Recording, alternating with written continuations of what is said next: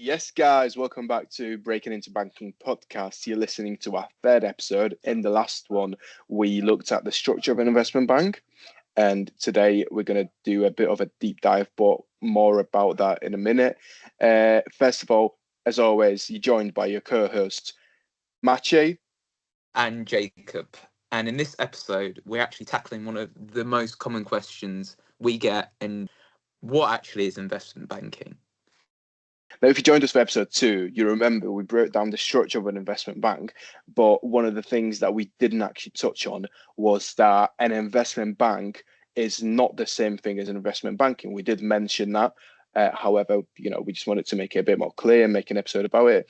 So, yeah. Yeah, exactly.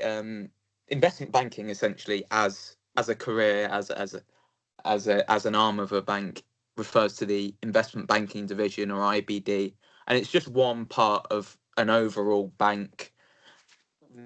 It's not the be all and end all of a bank. It's a fee generating arm. It's a core function, but it's not the whole picture of a bank. So let's get into what IBD actually does. At its core, the investment banking division is responsible for advising companies on big financial decisions, like we're talking merger and acquisitions, IPOs, initial public offerings, and raising capital through things like bonds and equity. Yeah, so we'll start with M&A, which stands for mergers and acquisitions, and essentially it's fairly straightforward as a broad concept. So if a company wants to buy another company or sell itself, if the owners want to sell, perhaps they're retiring or just want to cash in on a bit on their startup, IBD essentially steps in to help them sell that business. They'll advise on how much the business is worth, what a fair deal looks like, and how to structure and execute the transaction. Yeah, and then you've got the capital raising side of things. Now, this is where the IBD works with two key terms: equity capital markets and debt capital markets. What ECM, equity capital markets, does, they raise money through things like shares, such as in an IPO, when a company goes public for the first time. There is also things like secondary offerings, which is where company decides to actually sell more of its equity for cash. And what the debt capital markets look at, they basically raise money through things like bonds and loans, and you can refer to debt capital markets as DCM.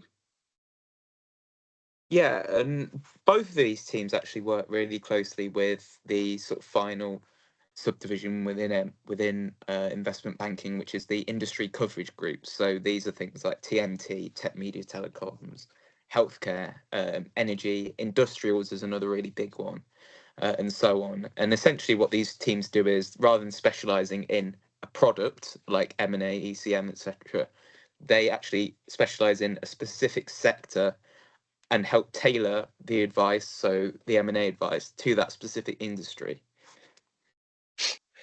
Even though you got these deals that are very high profile and bring in a lot of money for the bank through its fees, the day-to-day work in IBD is often sort of behind the scenes. Like basically what you might be doing on a day-to-day basis. You might be doing your financial modeling, you might be doing sort of valuation work, which we will go into a bit deeper in the next sort of week or so.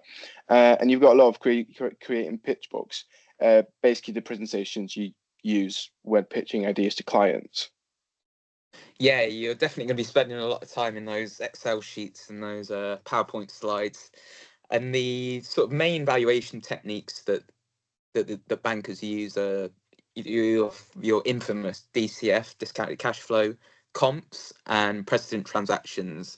We're going to drill a lot more into those in the coming episodes. So this is just an overall view, and essentially what these valuations do is help figure out what a company is actually worth. Yeah, so IBD definitely demanding. The hours are long. You hear all about the 80-hour work weeks, 100-hour work weeks. The deadlines can be brutal. You might have to stay up all night. But it's also one of the best ways to learn business and how markets really work. It's one of the careers that will really, really, jumpstart your career for the rest of your life, really.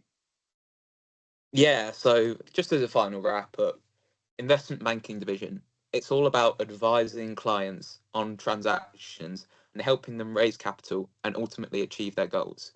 Now, if you're interested in sort of corporate finance, strategy, and high stakes deals, this is the epicenter. This is where it all happens. Yeah, so that's it for today's episode. In the next one, we are going to start looking at those technicals a little bit. We are going to look at the income statement. We're going to go over a few basic statements, a few basic concepts. Then we might jump into those behavioral questions a little bit, such as tell me about yourself, etc. But all that will be coming out in the coming weeks.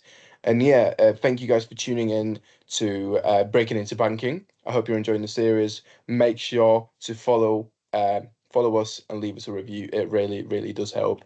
And yeah, catch you next time, guys.